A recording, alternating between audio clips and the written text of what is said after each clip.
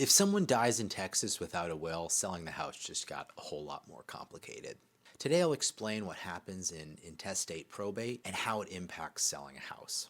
If you're new to the channel, my name is Nate Clark. I'm a probate-focused realtor here in Austin. I make these videos to help educate heirs and executors on inherited property and what their options are, and I help families navigate these decisions every week here in Texas. So intestate simply means somebody who has died without a valid will.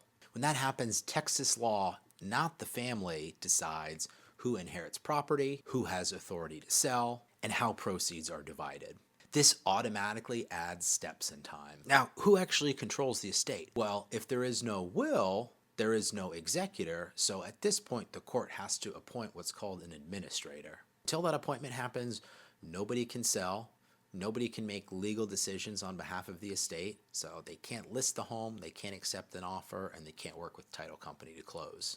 Trying to sell before this step is complete is one of the biggest mistakes I see families making. Now, who inherits the house? Texas intestacy laws distribute property based on marital status, whether the home was separate or community property, and whether there are children and from which relationship. In many cases, this creates multiple owners, which means everyone must agree to sell or the court must intervene. This is where delays and conflict often arise. So the house can still be sold, but only after an administrator is appointed, the court grants authority, and all required parties are properly notified. Intestate sales almost always require court approval, and they typically take longer than probate cases where there is a will. So the most common pitfalls I see are heirs disagreeing on pricing or timing, buyers backing out due to uncertainty, title problems caused by unclear ownership, and this is why intestate sales need extra care.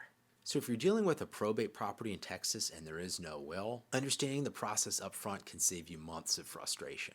If you want help figuring out who has authority, whether the house can be sold yet, and what your options are in the Austin market, I'm happy to take a look at your situation and give you my thoughts. You'll find all my contact information down below.